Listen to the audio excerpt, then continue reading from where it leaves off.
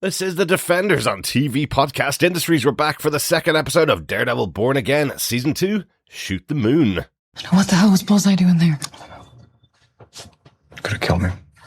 Same as the task force. Yeah, but he didn't. So what is that? Just more of his insanity, or does he have a reason? Well, killing task force only helps Fisk, right?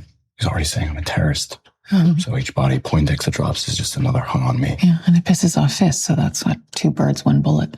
Right, but he doesn't want me dead. Well, I don't give a shit, he killed Foggy. Those task force psychos put a bullet in his head. Karen, that's not helpful. I imagine you feel the same.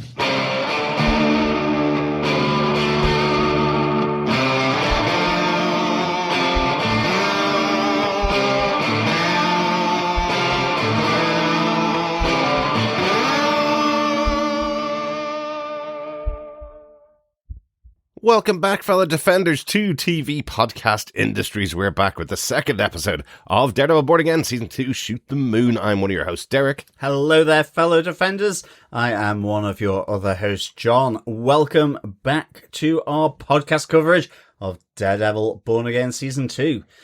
We will have our pub quiz, Josie's pub quiz, later on in this installment of the podcast. Yes. And of course, as always, if you're joining us afresh, please head on over to tvpodcastindustries.com where you can subscribe to any good or evil podcast catcher of your choice. And you can, of course, send us in feedback, your thoughts, your theories, your observations on all the episodes of Daredevil. Absolutely. And I promise we will have our second question in the Josie's Bar quiz later on in the podcast, and it will be far harder than last week's podcast question because we didn't know the name of the episode was going to be the answer to the question. I don't think we've ever given out an easier question. I think you just need to write down the name, even if you didn't hear last week's episode. Just write down the name of the episode, and that's the answer. And I gave a hint as well. No, hilarious. Look, sometimes these things happen. Sometimes we get caught up. But John, we should talk about one quick thing before we kick into the podcast. Something we didn't mention, myself and Chris talked about the Spider-Man Brand New Day trailer that came out on our Invincible podcast, which we're covering as well on TV Podcast Industries. But one thing that we noticed in that trailer we didn't talk about, we should talk about here on the Daredevil podcast. Absolutely, we should, yes. Yeah, because Spider-Man, the hero of New York, gets the key to the city from a character that we love in Daredevil Born Again. Yes, Sheila Rivera, the head of the mayor's office. That's right. Our good old friend Sabrina Guevara, who was there all the way back with Gotham TV podcast for ourselves. But yes, giving the keys to New York to one Spider-Man. Yes. A vigilante, maybe, in plain sight, being given the keys to the city. So very interesting to see how that end point comes about. Absolutely. It's going to be about a month after the Punisher movie, which has been confirmed now for May 12th.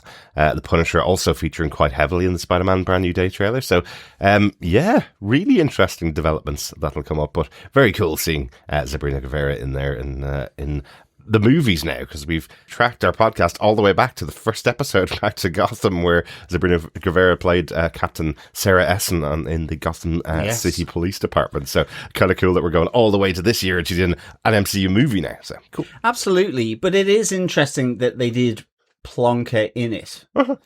Given this is live and it's suggestive of what may turn out in this series. I know, speculation. That's what they love over at Marvel, though. That's why they enjoy doing this kind of stuff. I'm surprised they didn't digitally remove her just so that we didn't all see the speculation. Exactly. Because there may have been one or two other characters digitally removed from the trailer once again, like they did with the last Spider-Man movie. That's the speculation going on as well. But yeah, always cool to see one of our wonderful cast members from all the shows that we've been covering, especially someone that we've been covering right the way back to the start of Gotham, getting a movie role. So awesome stuff.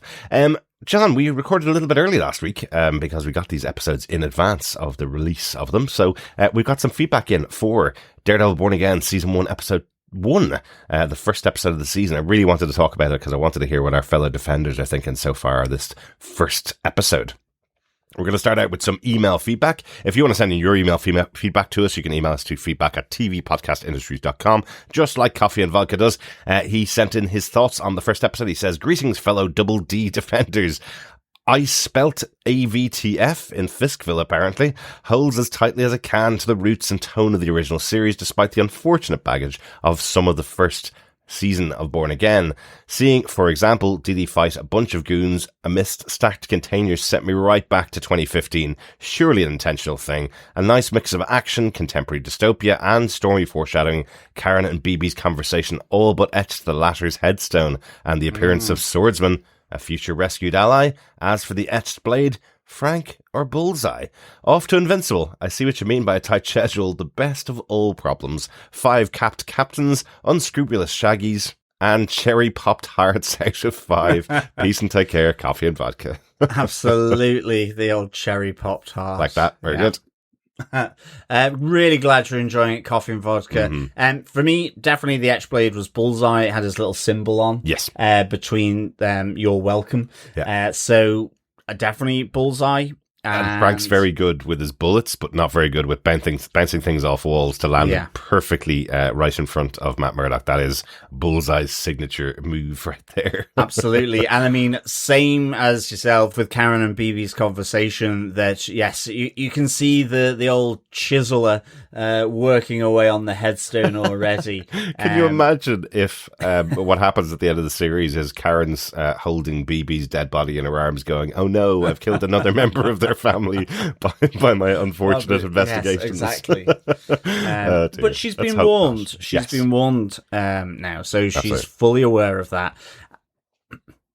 And in terms of Jacques Duquesne, I'm really interested to see how this character plays out, actually, because he was one of those characters that was really intriguing from Kate Bishop's run and Hawkeye's run there. So I really, really enjoyed that whole aspect to Jacques Duquesne. So it's good to see him in this. Yeah, like it was such a great little almost Easter egg or cameo last season, him arriving at the party, and now here he is in the second season of the show, forming a good portion of the story, let's say, and we'll see more of him in episode 2 and 3. And yeah, like your call out there, that this felt like the battle between Didi and the goons in the containers reminded you of 2015. Definitely. I am sure I said exactly the same thing that I said on episode 1 of this podcast, that I said last week, that it reminded me of Batman 1989, and also of Batman Begins, where they have the swear to me moment with Christian Bale. So I'm sure all of those reminiscent of each other. But yes, you're absolutely right. Reminiscent of 2015. Wow, 10 years, John, 11 years since Daredevil, the first season on Netflix. How cool is that? Yeah, absolutely. Yeah, great stuff. Thanks, Coffee and Vodka, for your thoughts on the first episode. Hopefully we'll hear from you for the rest of the episodes as we go through the season. Yeah, absolutely. Thanks, Coffee and Vodka. Up next is Russell Hooper, who says, "Let me start by thanking you fine gentlemen for doing this episode. For if you hadn't, I wouldn't have known Daredevil Born Again Season 2 was out." Excellent, Russell. Brilliant. Really glad we were able to connect you in with Season 2 of Daredevil Born Again. If you Good unsubscribe to all marketing, stay subscribed to TV Podcast Industries. We'll let you know when the good things happen. We are a public sector broadcaster. Absolutely. Providing good service. Excellent stuff. Russell continues, "Great episode. It had a Batman Dark Knight gritty feel to it. Man, would that be a great crossover? Heath Ledger's Joker in this New York. Move over Kingpin. You've got a much worse Joker to deal with. Seriously, the tone of this episode was great. I thought we were going to lose Cherry. Then when the silent shots took out the task force, I immediately thought of the Punisher. Explain to me this, please. I thought Bullseye is a bad guy, or does he walk in that grey area also? Matt and Karen together? It's about time. It better last, like, forever. Did you say Mr. Charles is connected to the Avengers? No, Scooby-Doo, I think you'll find, Russell Hooper. It is the one and only Shaggy. Yes, Matthew Lillard, yeah. Yes. Yes, what we said was he's connected to the new Avengers, which is the team led by Contessa de Fontaine. Absolutely. Yes. The old Contessa. From Thunderbolts. So if you haven't seen Thunderbolts, I don't think it's a massive spoiler by now. It's been a year. Yes. Yeah. Russell follows on. By the way, Langley is where the CIA headquarters is, not the FBI. Thank you so much, Russell, for that. Yeah, I just couldn't quite remember, but as soon as you say it, is Quantico FBI? I think it is. That must be it. Yeah. But yes, excellent. Thanks for that clarification. You'd think after all that time watching Silence of the Lambs, you'd go all the way to but the just CIA. in general, like Langley is in so much, but I just like had a brain fart. Anyway, all clarified now. Yep. The fog of fart has gone from the brain. There you go. Russell continues, I know it's early on in the season, and I don't know how much of season 2 you have seen, but do you think the events of this show could affect the events in the upcoming Spider-Man movie or the new Avengers movie? It's great to hear you guys again. It's been a while since you covered a show I watch. Just not enough hours in a day to watch everything I'd like to. Keep defending. Russell Hooper, USA. Thanks so much, Russell. Well, yes, we certainly see that the events of this are going to be connected, or at least characters are connected in with the Spider-Man movie. How much?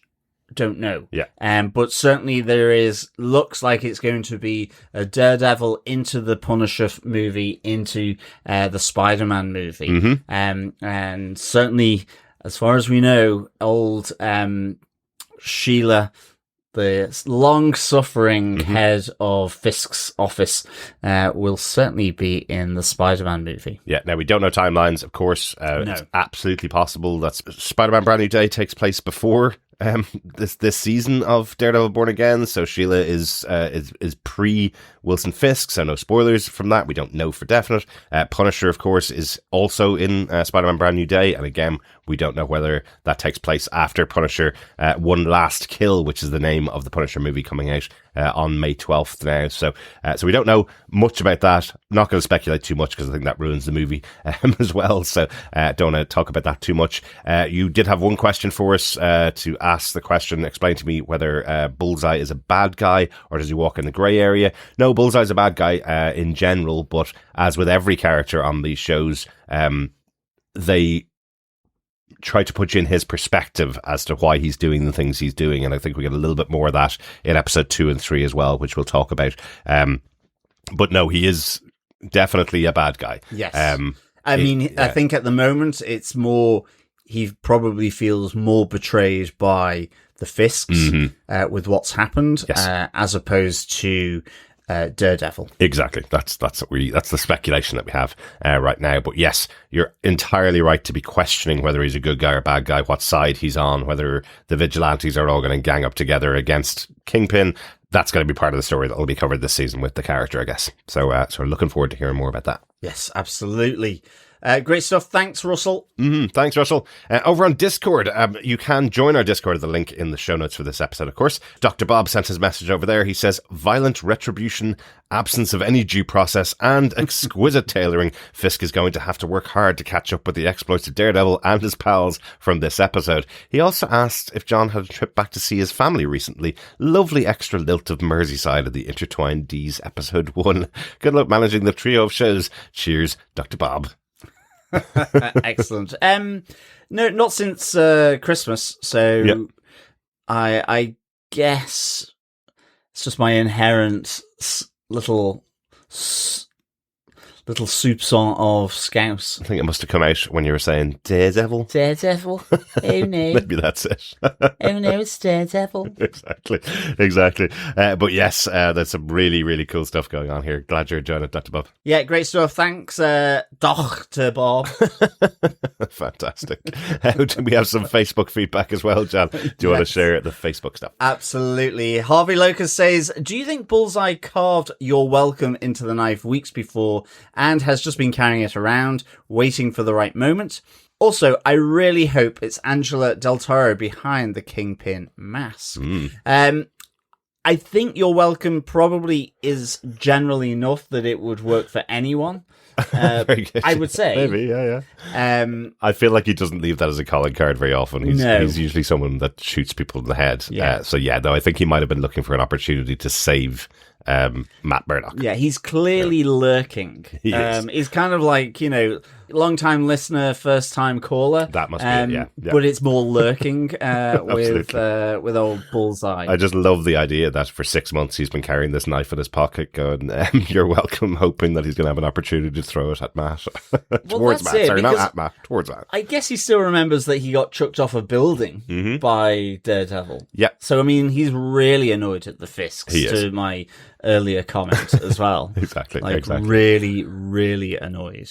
Good speculation from Harvey on who could possibly be behind the Kingpin mask. We'll find that out in the next couple of episodes. Yeah, absolutely. Finally, on episode 1, Mathematician says, MCU is back. As much as I love TBPI analysing any of the show's movies that I enjoy, you're definitely at your best in the MCU, and more specifically, the world of the Defenders. Matthew Lillard, what a joy. When other actors become a bit hammy, it looks forced and tacky. Lillard goes for the wacky effect, and it comes across as natural. Great actor. Working for Val means he can walk into any room and know that he calls the shots. White House levels of propaganda from Fisk to put enough fear into the NY residents to allow him to do things he couldn't normally in order to, air quotes, keep everybody safe. Only palatable as BB is helping Karen. Muse showing up here and there as a form of Heather's PTSD while she's interviewing Jack, showing she isn't all in yet, and I reckon she'll be part of Fisk's ultimate downfall. Ooh, like that. BB needs to stay away from young Gandolfini's deputy mayor. He will get her killed.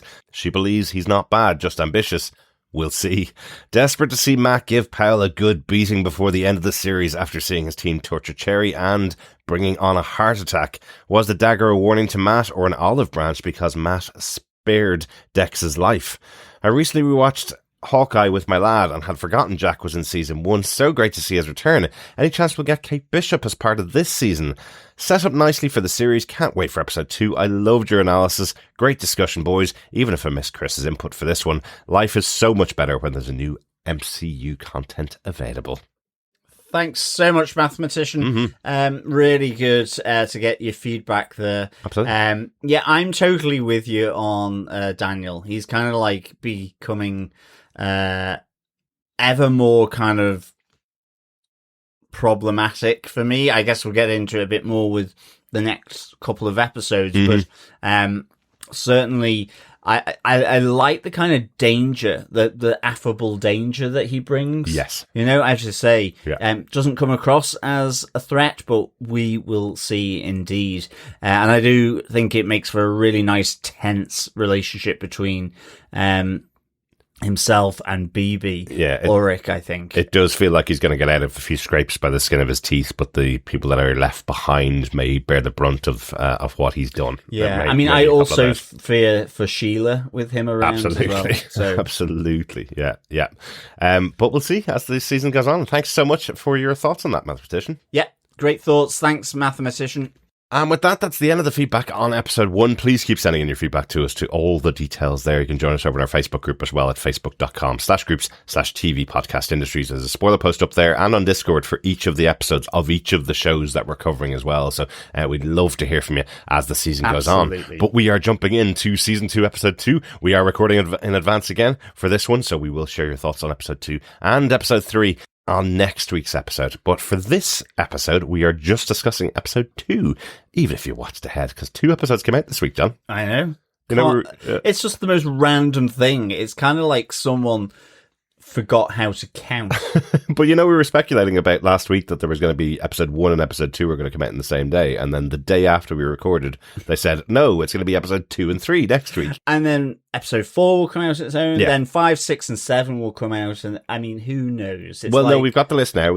Definitely, it's 1 a week every week after this week, so episode 4 next week is going to be out on its own, and the reason for it is because of the Punisher special coming out on May 12th. So they decided that date and then said, we've got to finish Daredevil. It seems like we've got to finish Daredevil in time, so they bundle them together. But I do want to say, we missed this and we forgot this. Last season they did something really weird in Born Again as well. They did episode 4 and episode 5 were put out together in the same week. Remember the bank job episode, which was the standalone one, which was about 25 minutes long or something, that was put out in the same week as another episode. So they have done weird stuff before with Born Again specifically. It feels like there's some kind of streaming platform tombola that they just sort of dip their hand into, and it's like the runes that say, and this time the algorithm says 3 episodes to open up the new season, or is it 2? Or is it 2? Or is it 1? What way are you going to do it? Anyway, yes. Strap on in, fellow defenders, for the ride that is when will these episodes drop. Exactly. I mean, for us, I guess it's not so bad, but yes, it just adds to the weekly workflow. It does. I suppose the cool thing is, if you are in a country that celebrates Easter, you get 2 days off to celebrate the Easter weekend, and they've got 2 episodes out for you from Daredevil. Considering the character's Catholic, that makes sense, right? Absolutely. 2 episodes around Easter, since all the Catholics will be off work. Maybe Foggy Nelson will rise like one of the other well-known defenders of the planet. I don't think we're going to call him that. But just to make it even more complicated as to why they put the second episode on this week rather than attached to the first one, the directors of this episode are Jason Benson and Aaron Moorhead, who directed episode 1, and the writer of the episode is Dario Scardapane, who is the showrunner and writer of episode 1 as well. Excellent. So I suspect they thought both of these episodes were going to be back-to-back on the first week, but that's fine. They weren't. We're chatting about episode 2 now. John, do you want to give us the synopsis for season 2, episode 2, Shoot the Moon? Sure. Cherry is taken to hospital following the attack by Wilson Fisk's anti-vigilante task force. Daredevil watches on, wondering why Bullseye intervened and what his message could have meant. Meanwhile, Benjamin Poindexter visits Matt's old church looking for Matt's mother, Sister Maggie. But unable to find her, he looks for absolution instead. Fisk continues to train for his upcoming boxing match, but when Buck Cashman relays the news of the dead AVTF agents and Poindexter's help, Fisk violently takes his frustration out on his trainer, as we've all thought we should do. What's wrong with you? This isn't like you. As tensions on the street escalate, a simple misunderstanding leads to Angela Del Toro's Aunt Soledad's arrest. Angela goes to Kirsten McDuffie to find help, but instead finds her Uncle Hector's white tiger costume. Matt and Karen want to prove that Fisk was smuggling guns and need to find the first mate from the ship that was sunk in the East River. But before they can reach their contact, Fisk comes up with a plan to locate his enemy. He sends the city out looking for Matt Murdock, the hero who saved him. As they see Fisk's minions remove the weapons from the wreckage, Matt resolves to go to Red Hook himself before their chance is lost. With a warning from Fisk, Daniel is concerned that BB might be using him to get access to secure files. He confronts her and warns her to stop, or she won't be safe. But BB doubles down and puts out another underground video of Mayor Fisk. When 2 more of the AVTF are killed by Poindexter, more agents are sent to the hospital to try and finish the job on Cherry. But he outsmarts them and goes into hiding. They finally catch up with Matt and Karen at Josie's, while Daredevil fights his way out and regroups with Karen at Frank Castle's old hideout. She takes matters into her own hands, kidnapping one of the members of the task force. Ooh, lots going on in this episode, isn't there? Yeah, loads. Really good. I mean, I did like the fact that those interlocking Ds, or double Ds, if you will, do really look like the V for Vendetta style. Oh, yeah. Which, you know, as they spray paint them on the wall. Yeah, in the opening, just that literal opening where they're spraying the red interlocking Ds. Because, I mean, V for Vendetta talks of similar themes as this season of Daredevil does. So, it's a really nice touch, which whilst probably isn't connected to V for Vendetta, it certainly feels like it, and I'd certainly recommend that you read that comic by Alan Moore, or indeed watch the movie, which I have a soft spot for. Oh, definitely. It's been re-released this year. I know. Just in time for for Uprising. Yes. Absolutely. I also think that it does have that image of V, the TV series from the 80s, the Alien Invasion series as well. There's little moments of that. A lot of that in these episodes where we have the resistance being created as well. So quite cool to have that.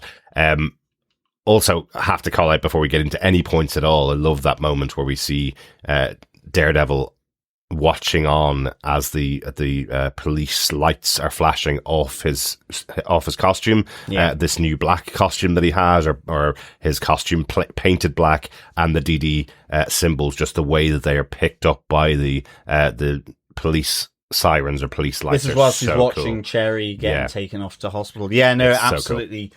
Really good stuff. I mean, I love the mood lighting that they're doing with Poindexter as well. Oh, absolutely. Really, really top stuff. Well, let's get into it, John. Order! Time for the defense to present their evidence. Please be seated. I think it's time to get into our case notes. So case note number 1, is Poindexter here to help, John? Do you know... I hope so. I really hope so. I'm kind of feeling a little motherly or fatherly, whatever, about old Poindexter, because I'm kind of like, come on, you can, it's kind of almost like Vader. It's like, you can come into the light, you can come to the good side of the Force. But he looks a little threatening to the old priest who wasn't a priest. Absolutely. And I do wonder if we're going to get some kind of something on a TV screen in the news or a newspaper headline or something around a murdered priest somewhere. Oh gosh, I hope not. Like the actual scene itself where Poindexter is going to the church, interestingly, he calls back again to the Netflix version of the story where Sister Maggie was in the church there. Daredevil's mother in the comics.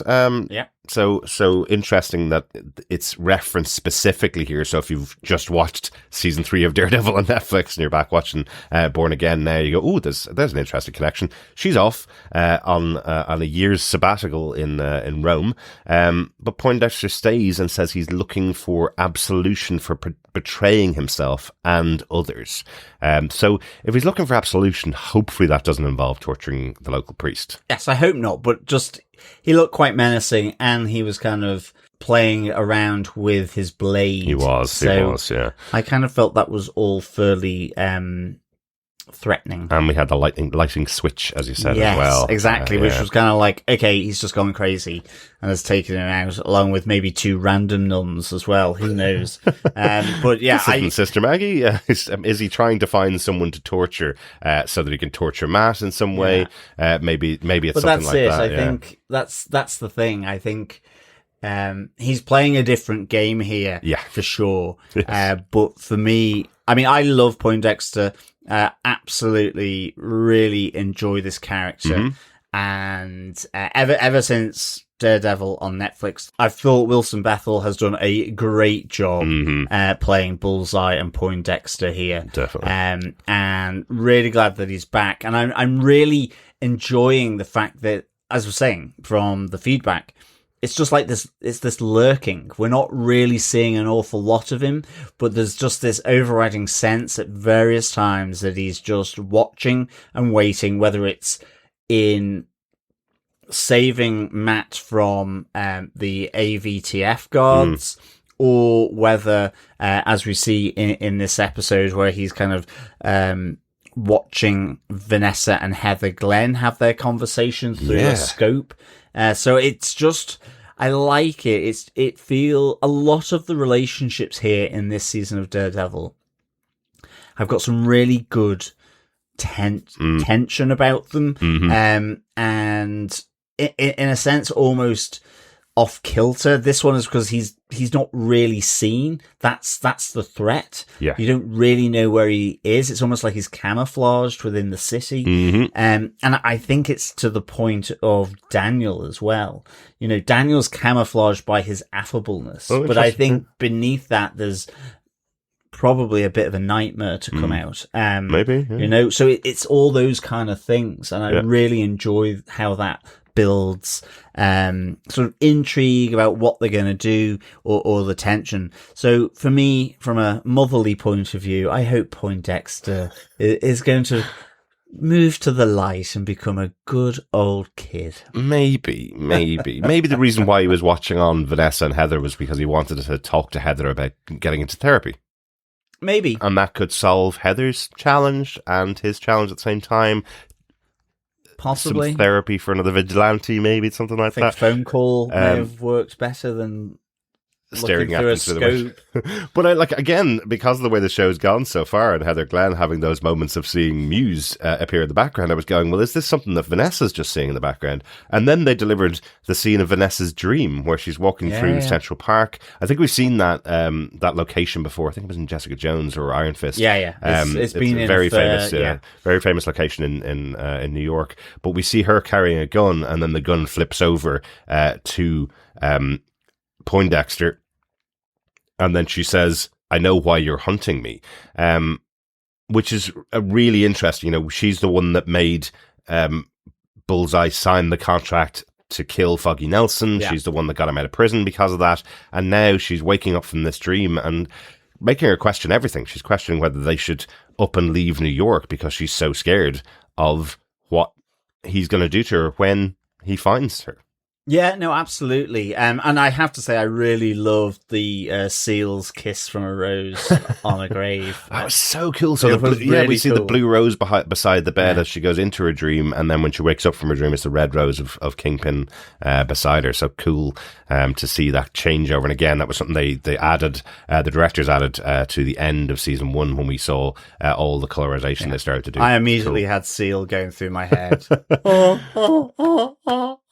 Well, that's Batman and Robin, Seal. not that Seal. That's from Batman Returns. No, Batman Forever. Yeah, it's the awful one, I think. But the best soundtrack. Yes. Yeah. Oh, definitely. Oh no, I like the first one as well. It's got Prince in it.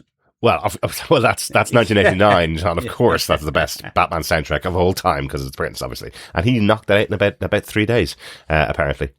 So yeah, there you go.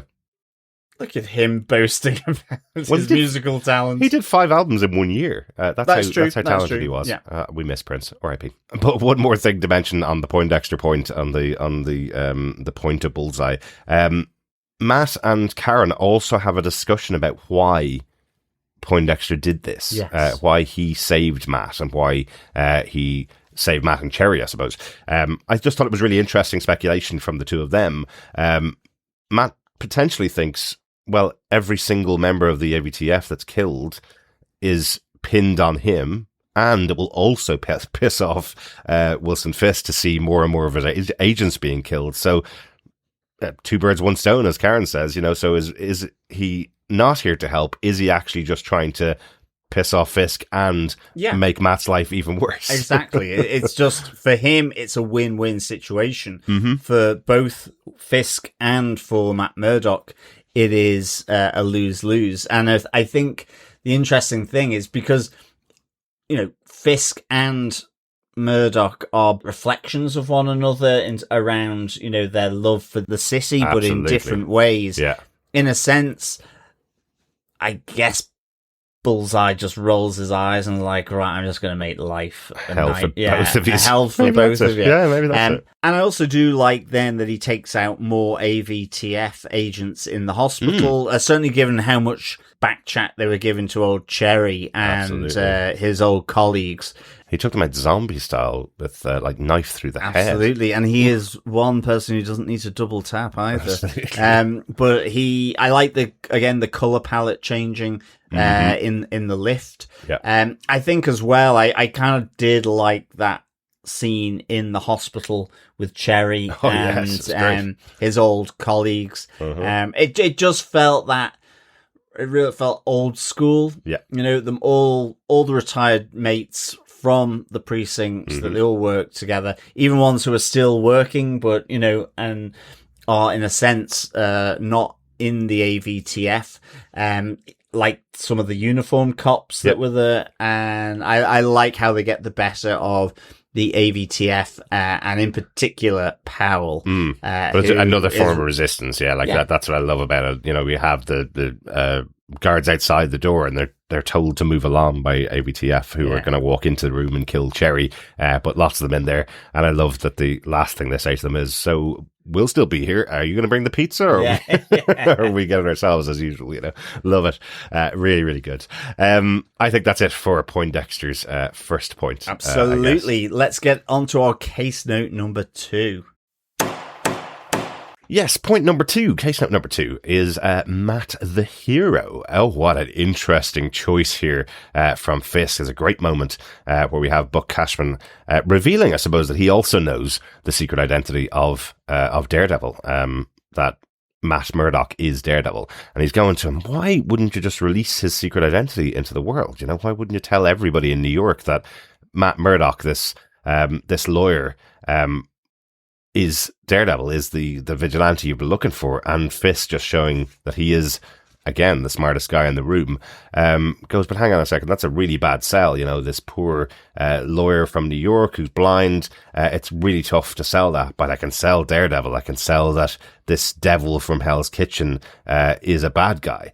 Oh, but I've got a great idea. What about if I reveal to the world that the hero that saved me is missing, and maybe it's Daredevil's fault? And then suddenly he has both sides of his supporters, one side trying to find the hero and the other side trying to take out the Daredevil. Really, really cool idea. I love that it goes all the way around to the discussion with Powell, when Powell comes in later on in the episode, where he goes, I will bring Matt Murdock into this office here, and I will deliver Daredevil's head in a spike. And comedy Wilson Fisk goes, either of those will be sufficient, knowing that both of those couldn't be possible because it's the same person. So I love that Wilson Fisk has got the comedy button right there. Oh, absolutely. No, I really like this moment from Buck, and I love how Fisk turns it on its head so that actually everyone in New York, including the AVTF, are looking for Matt Murdock. Yeah. And so that just makes his job even harder, because both of his identities are being searched for. So he's, the space that he can operate in is squeezed effectively, and way harder for him. So that was really good. And I do like how they're showing Fisk really sort of jump on how to spin things his way, whether it's the Northern Star or indeed in this moment here as well. So really, really good. Absolutely, because the plan that Karen and Matt had come up with was they were going to go up to the Greek Cypriot restaurant in Astoria, one of the villages in New York, it's probably a city in New York, sorry. I would say village, but they're going to go up and meet Ariane in the Greek restaurant and try and find out where the first mate from the Northern Star is gone. And they can't do that now because the whole city is looking for Matt. So Matt has to flip and change to a new plan. And the new plan is they're going to have to find a way into Red Hook. This whole plan from the first episode was that if they were able to pin the shipment of these illegal weapons on Wilson Fisk, then he would be kicked out of his seat as mayor. But if they get the weapons to Red Hook without Matt finding them, they could be gone forever. They will be moved, they will be split apart, and their lead is gone forever. So Daredevil now has to find a way into Red Hook, right? Yeah, absolutely. Yeah, so I love that. So, I mean, and I think this is forced Daredevil's hand, really. They've got to kind of bring it forward around Red Hook. And I like the fact that you have both Matt and Karen scoping out the port, as kind of saying, well, what happens when no one's watching? As it's like a box or a crate of nappies is dropped for effect. Diapers for Americans, isn't it? Yeah, exactly. And at nighttime you have effectively the guns being moved. So I liked how this, has forced Matt's hand to sort of really have to get into Red Hook now. Yeah, absolutely. Anything else on Matt the hero, John? No, he's always been a hero to me. He is the hero. Yes, exactly. Of Hell's Kitchen, right? Yeah, definitely. Order in the court.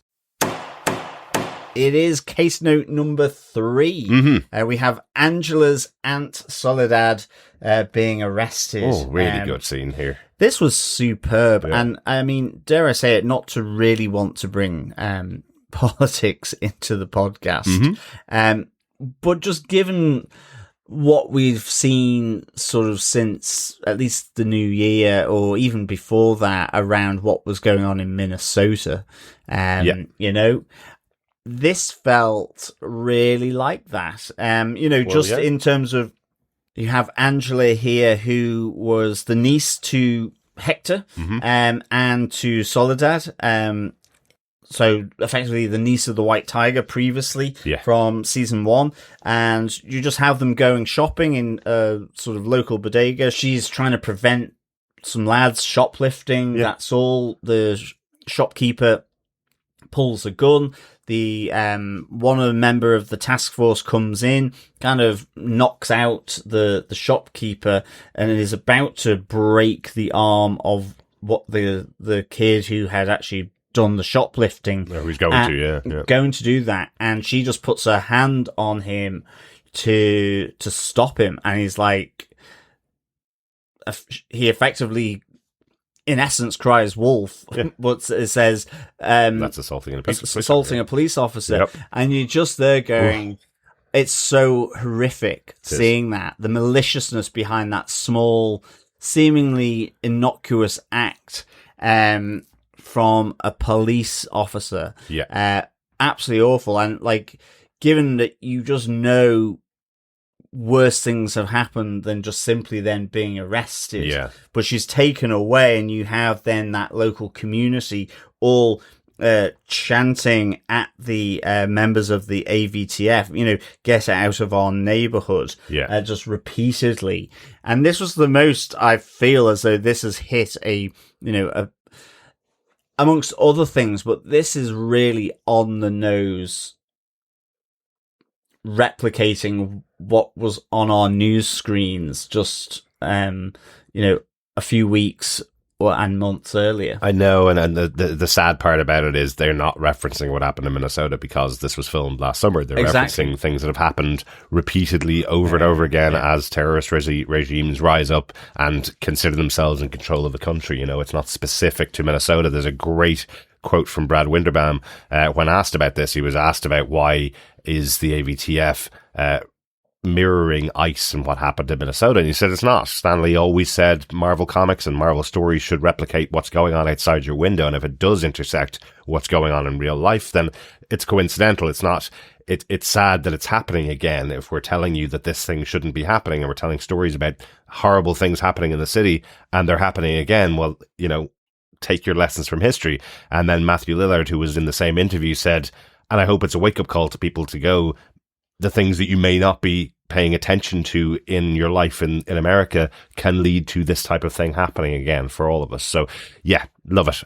This is exactly what we should be seeing in this city. I love this building tension, you know, absolutely. The very simple moment that could happen in any bodega, in any local corner shop, where a local resident sees someone that she kind of knows. She knows the kids. Angela knows the kids. They know her name, you know, and all she's doing is saying, look, put the bottle back, because if you steal the bottle, the shop owner increases prices for everybody, and we're in a lower income neighborhood.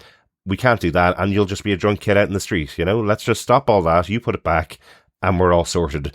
Could have been taken care of by the local community, but this AVTF officer comes in and escalates the situation beyond all rational thought, taking away both the shopkeeper and Soledad and sticking them up in Red Hook. Together, absolutely. You know? And I like how this kind of then, in a sense, you've always sensed that Angela has been one that has looked at her uncle Hector previously and had an element of, you know, pride, I guess, in what he was doing, what his principles were. Yeah. And so you have this moment where she's kind of she's forced into going to Kristen McDuffie's law practice to go and talk to her. But then you get the sense when she sees the White Tiger costume and the medallion that there are other things start to fire in her mind about what she needs to do. I kind of wish this was in the Black Panther universe, because then we get that little little drum beat, as if the White Tiger medallion is calling out to her. Why would she go there? Her uncle and aunt, her uncle's dead, her aunt's been taken by the ABTF. Why would she go to the lawyers? You'd love the idea that, in the comic books, it's that the medallion is calling out to her saying, come down here and start the resistance, something like that. Yeah, exactly. But no, this is a grounded show, so they don't show that, but I think that's that. I'm interpreting that's what happened, that she was called there by the White Tiger medallion. Yeah, I think so. Equally, because it was Kirsten that was trying to get justice for Hector. Absolutely, yeah. Along with Matt Murdock. So that's her only hope now, because she's just lost her auntie, having been sort of taken away to an unknown location for her. Yeah, exactly. Nobody can find her, basically. I think that's it on that moment. Let's move on to our case note number 4. Ooh, BB, the spy. Yeah. I was trying to make this sound like Harriet the spy, but BB the spy doesn't really work the same way. No, maybe not. But I do like this whole kind of sub-story between BB and Daniel. Yeah. I think in particular, you have leaked footage of the Northern Star sinking, being used by BB ultimately in her counter propaganda that she's doing anonymously behind the mask. But because we get it revealed in this episode that that she is Mayor Fisk behind the mask. Yeah, absolutely. Ooh. And I love the fact that it could only have come from inside the mayor's office. I love that Sheila is basically saying to Daniel, you need to sort this out. How have they got hold of this footage? You didn't have it on your laptop, did you? And he's like, no. As soon as she leaves, he's deleting it off his laptop. It's like, oh shit, I should have who's the leak? Is it inside or outside of the office? He's then debating whether he should or shouldn't show it to Fisk. And in the end, it doesn't matter, because Fisk has seen it and calls Daniel into into his office. And this is just a really... I know you wanted to say Oval Office there, but that's not what it's called. No, it's not. It's not. And it's a really powerful moment here. Not only do we see the former police commissioner's file, and you have this whole anecdote around, car accidents, or not normally occur after it's wet, because there's stuff on the road that you lose your grip and you don't expect it. And so suddenly everything's taken out from under you. And he equates this to the things that damage us are the things that we are least prepared for, essentially. And again, shows Daniel the footage on YouTube because he has already seen it. And I do like the fact that he's basically, Fisk does absolutely threaten him. He says, do you remember what I said? If you ever betray me, it's your responsibility. You're the deputy mayor of communications. And, he gives him the card from the police commissioner that was given to him by BB Ulrich, and is basically... it's called with City Without Fear tag on it. And it's just for non-comic fans, just a reminder, Daredevil's character is called Daredevil, the Man Without Fear. So City Without Fear being the resistance movement tagline is really cool for the show. Just thought that was a cool Easter egg. And it's like, basically, bring me who did this. And I like the two questions he asks. The first one is, do you have any idea where the leak came from? He says no. Is there anyone in this building that you feel the need to protect? And he says yes, you. And it's like, good answer. That's class response from Daniel. I don't think you would say anything else. But it's perfect Daniel, though. It is perfect Daniel. And that's the thing. He is good. He is. He's smart. He's better than you expect him to be. He's not some kind of idiot. He knows how to play the room. But he's just digging himself really deep, and sometime in the future might not be able to get himself out of the hole that he's digging for himself, I think. Oh, no, agreed. Agreed. Yeah. But it does lead to BB coming over for dinner to Daniel's place. I really like this confrontation from him because it shows the vulnerability of Daniel as well. Yeah. He's not a bad guy here. He's not a villain that thinks he's doing the bad thing. He actually believes in everything that Fisk is doing. Yeah. And he's saying to BB, everything's going well. Look what position we're both in. Look at the money that's rolling in for us. Look at the kind of surroundings that I'm in. He's sitting down having a meal that he's cooked himself for her. And politely saying to her, if you are leaking anything from my office, stop or we both die. And all the good times stop rolling. Even if we don't die, everything's going smooth. Don't rock the boat, because things are going to go much worse than you think they are. Yeah, I mean, that's it. And I like this because he says that, in counter to that, BB is like, you're afraid of him. Yeah. Have you ever heard or thought, what if the rumors are true? And she does ultimately, like, she doesn't confirm that she was the leak, but she's basically saying, why is this so bad for you? And I mean, ultimately, the other thing he says is that integrity costs. So he is selling out. The whole apartment that he has, again, BB has already said you need to be careful that there's no conflict of interest here. He's like, no, it's all above board. It's half price, but it's in a trust, all this kind of thing. Everything's fine because there's several steps removed from him being a mayor. Yeah. Or the mayor, I should say. And so I kind of like the fact here that we see, in a sense, Daniel trying to pressure BB in the way that he was just pressured by Fisk in his office. Yeah, and the other polite and concerned, and exactly, it is his friend. He knows he wouldn't be in the position he's in if it wasn't for BB.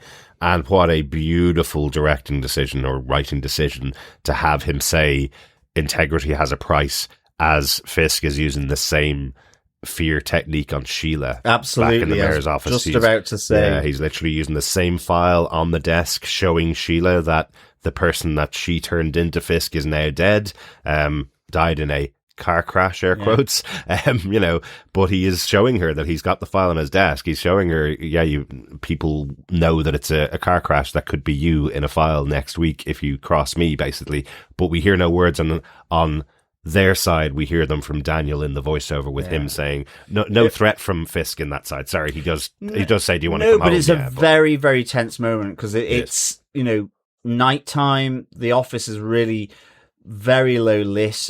She's effectively dropping something off on his desk, sees the Gallo file, is looking through it, and then he's there in the background with his white jacket on. So it's very obvious, but very tense. Yeah. But he's like, you did the right thing, Sheila. Can I walk you out? And she accepts it. So integrity is a price. Yeah. Yeah. Just really, really great kind of set of scenes here between Daniel, Fisk, BB and Sheila. Yeah, really good. Love it. This is why you watch TV shows, isn't it? All the extra characters and all the impacts on them from your main characters. This could just easily be Daredevil versus Kingpin in a boxing ring for an episode or for a movie. But all of these extra characters are fantastic. Really, really loving how they're all playing together. Very cool. Yeah, absolutely. Shall we get on to case note number 5? Order in the court. Yes, our final moment is the fight at Josie's bar, the arrival of the AVTF to Josie's bar. What a great little moment where we have Josie having a drink with Matt and Karen at the now closed down bar in Josie's, which has been their hideaway for the last while. There's a knock at the door. Matt senses that something's outside. The two of them run away. Josie goes to answer the door. It turns out it's the cops that have been taking care of Cherry. Just to confirm, they have moved him from the hospital, which we saw in the episode, but they've moved him to hospital. He's in a secure location, just in case anybody might be interested in that information, is the way that the police officer says to Josie. But that's not the last of it. The AVTF turn up pretty soon afterwards. We have Matt and Karen in bed, chatting away. Talking about the resistance. Yeah. Karen's got some of Matt's records, so they start listening to some music. It really feels like the resistance in World War II, doesn't it? It feels like something that would be in a serious version of Hello, Hello. I know that show comes up very often on this podcast. I just can't think of a show like that at the top of my head. Maybe Handmaid's Tale or I was thinking of like Les Miserables in some respects. Yeah, I was thinking the Man in the High Castle, maybe something like that. But it's exactly the Man in the High Castle. It's definitely they're talking about the resistance. I do like the fact as well that again, it's a nice little contrast and intercutting of Fisk and Vanessa in bed just after she's had the bad dream, and she's kind of going, do you think we can live outside of this? Says Fisk to her question, and she's like, yes, I do, says Vanessa, that we can live outside of this. Whereas Karen and Matt are talking about the resistance and all of a sudden are living it, what they're trying to get away from, or what Vanessa wants to do to get away from, which is suddenly the AVTF are surrounding Josie's bar. Yeah, and isn't it funny that Karen's asking the same question to Matt, can we live anywhere else, like somewhere like Brooklyn, maybe, it's bad living there. And Wilson Fisk on the other side having the conversation, Vanessa saying, well, I still own that island, we could go to the island, and Wilson Fisk proving how evil he is, just like Anakin Skywalker says, I don't like the feeling of sand between my toes. Yeah, exactly. So just as villainous as the Sith who became Darth Vader. But anyway, I'd love to know, and sorry we didn't catch this, one of our wonderful fellow defenders will probably tell us what the song was that Karen was playing on the record player. I'm sure that's also a callback to either Daredevil Born Again season 1 or back to Daredevil seasons 1 to 3, because Matt gets a smile on his face of recognition that I just didn't have when I heard it. I was like, what is that song? No, exactly. I mean, must be something. The other thing outside of all of that, though, as well, is just like the AVTF have got good intel. I'm like, are they being trailed here? Is there someone in the midst who's effectively betraying them or keeping tabs on them, because they do know where to go. You have Karen escaping, but Josie gets arrested by the AVTF until Daredevil saves her in a kind of a nice but violent way, and tells her to kind of get out of here and keep on running and don't look back, kind of thing. But there's very much that feeling of the Gestapo knocking on the doors of everybody connected with Matt Murdock. It could easily be the fact that the police officers went down there to tell them that Cherry was safe. Maybe they're investigating locations where they were. Or maybe one of Cherry's group is already a turncoat. That's possible as well. Because again, AVTF are all former police officers. Well, that's it. There's the Asian detective there says they're out hunting. Yeah. So absolutely could have followed them for sure. Yeah. But we have our battle sequence in this episode, and Karen gets a few good licks in as well with an old metal pipe. Oh yeah, absolutely. At least that's what I heard. Anyway, takes out the AVTF agent that's down the alleyway where she's trying to escape.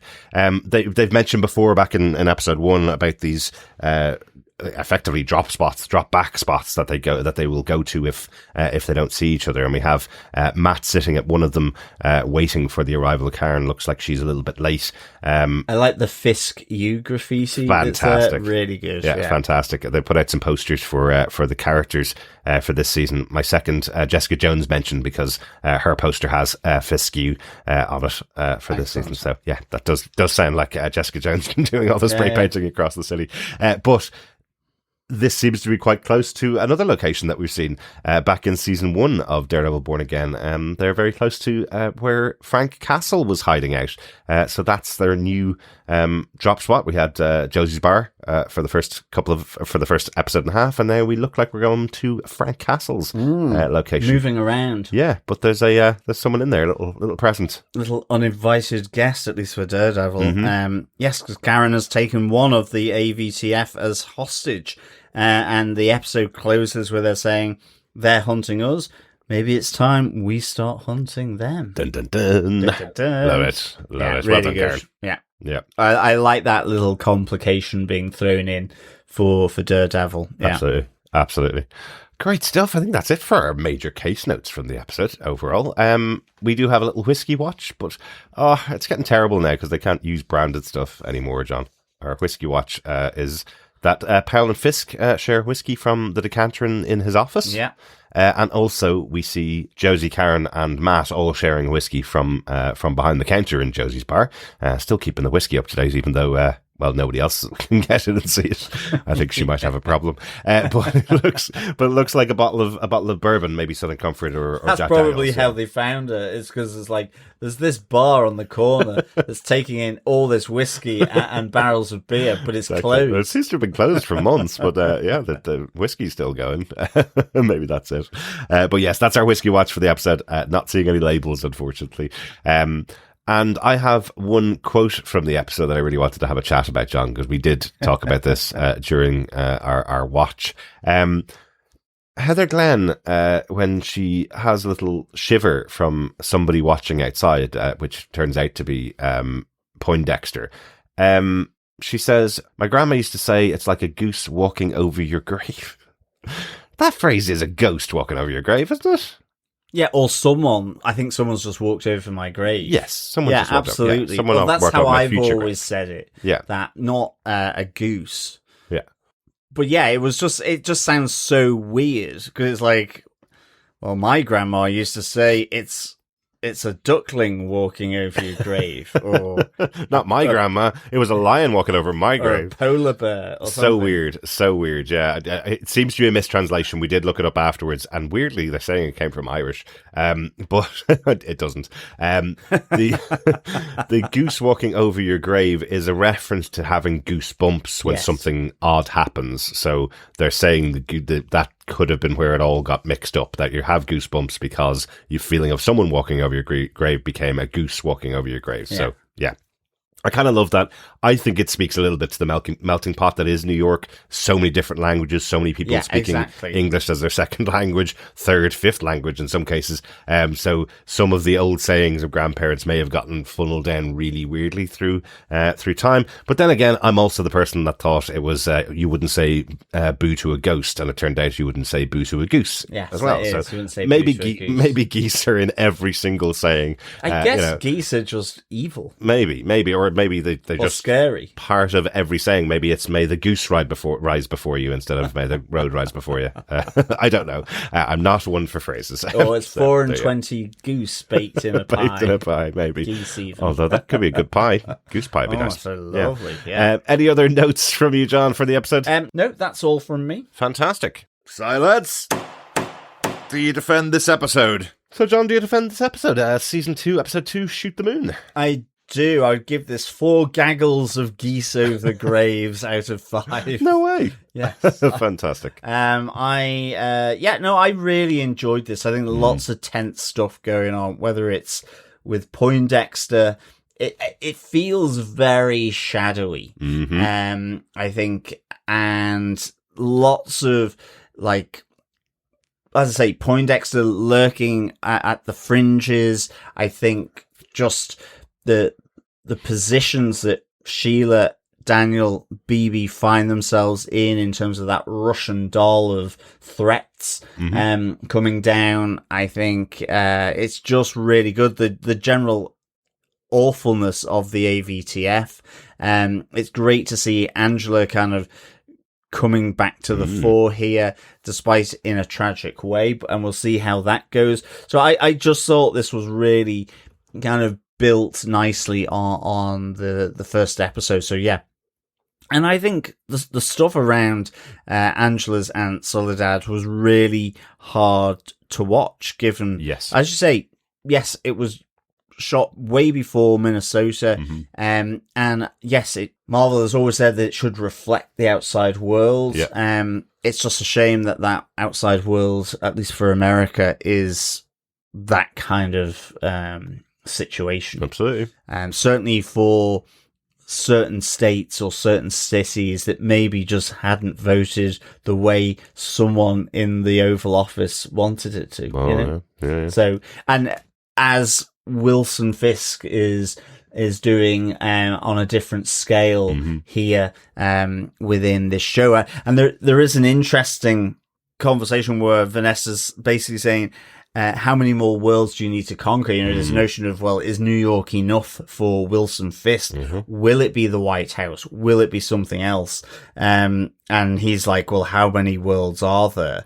You know, as they kind of want to, you know, is it consolidate, which is Vanessa, or expand, which you see that flash going off in Wilson Fisk's mind? Or is this Wilson Fisk going into the multiverse and conquering every version of New York across all the multiverses? Remember that the animated movie that the Spider-Man Across the Spider-Verse had Kingpin going across the multiverse. Maybe we'll have this version of Wilson Fisk traveling across the multiverse with Dr. Doom in tow, and they conquer the multiverses in various places. I think it'll be the other way around. I think Fisk will be in tow to Dr. Doom. Possibly, yeah. I would say so. Or they'll be competing against one another. I don't think neither of those two would want to be in tow to anyone. That's true. I think it would be that. But yeah, no, I really do defend this episode of Daredevil. I gave it 4 gaggles of geese over graves out of 5. Very good. Very good. Boo. Dragoose. And Derek, on that note, do you defend this episode of Daredevil Born Again? Shoot the moon? Or maybe the new phrase is shoot the goose. Shoot the goose. Maybe we just replace all of our words with goose. I'm sure AI could do that. Yes, I absolutely defend this episode. Just because of that impending dread that I've got, you know. We've mentioned a couple of really good examples of shows that do this really well. Things like Handmaid's Tale, like Man in the High Castle, like V the movie from the 80s. There's hundreds of examples of this, but I love this idea of the resistance building, of things going on in the street in various parts of New York where other people are coming to the same conclusions as our main characters are coming to about Kingpin. Some on the side of Kingpin, some on the side of Matt, some don't even know each other, but hopefully they'll start connecting over the course of this season. But it's really cool. I'm loving seeing that build and just seeing that dread. You know, can you put a foot out of place? A woman here told a teenager to not drink a bottle of beer from not to steal and drink a bottle of beer from a local bodega, and here she is being thrown into a van and taken away to prison effectively. Yeah. Can you do anything in Fisk's New York to stop yourself from getting thrown in the back of a van? You know, as Mayor Fisk, BB's character, in the takedown videos is saying, "I'm taking down vigilantes or just people that I don't like." Is effectively it. So yeah, love it. Really good, really strong second episode for the show. Very excited to see what's coming up. But John, I think we need to bring our own whiskey down to Josie's Bar. Maybe some Green Spot whiskey, I think maybe? So. Lovely Irish whiskey. Yeah. That or Redbreast, I think. We need to wet our whistle. Yes. Welcome, fellow defenders and, of course, fellow quizzers. Yes. To our second question for this season of Josie's Bar Quiz. John, do you wholeheartedly swear this question is going to be more difficult than last week's question? I think it is. It's not the name of the episode. Okay, let's put it that way. Good stuff. Question 2 from episode 2 in season 2. Mm-hmm. What does Daniel cook BB Urich for their working dinner? Very good. Very good. With the help of a recipe. But what is it? Yes, John, I'm going to give the question one more time. Yes. What does Daniel cook BB Urich for their working dinner? Fantastic. That's the second question of 8 for this season of Daredevil Born Again. You can email us to feedback@tvpodcastindustries.com at the end of the season with all of your correct answers for all the questions that we're giving out, or popping over to our website, tvpodcastindustries.com, and you can find all the questions up there as the season goes on. We'll be releasing one every week after each podcast. We can't wait to hear your thoughts. You can also email us there with any of your thoughts on these episodes of Daredevil Born Again, or pop on over to our Facebook group at facebook.com/group/TV Podcast Industries for the spoiler posts over there. You can also pop onto our Discord at the link that's in the show notes right here for this very episode. Join us over there. Yes, absolutely. And of course, remember, fellow defenders, you can support us through our Patreon account and our buymeacoffee.com account. Just look for TV Podcast Industries. Importantly, feedback. Also, you can support the podcast through sharing your feedback on the episodes, and of course by sharing the podcast, because sharing the podcast is sharing the love. Yes, it is. Absolutely. Certainly needed in the age of Wilson Fisk. Yeah. We'll be back next time with the second episode released this week of Daredevil Born Again, Season 2, Episode 3, The Scales and the Sword. And of course, the next question in our Josie's Bar Quiz. Thanks so much for joining us. Talk to you next time. Yes, thanks so much, fellow defenders, as always, for joining us. Until our next podcast, keep watching, keep listening, and of course, keep defending. Bye. Bye.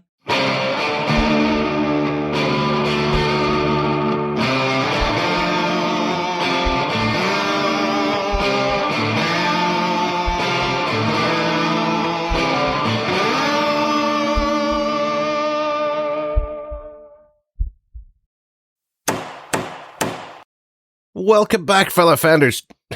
Fellow offenders. Fellow offenders.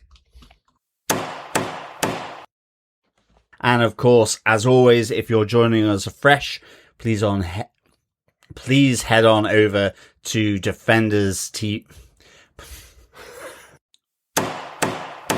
I think that's it on that moment. Let's move on to our case note number 4. Get it, got it, good.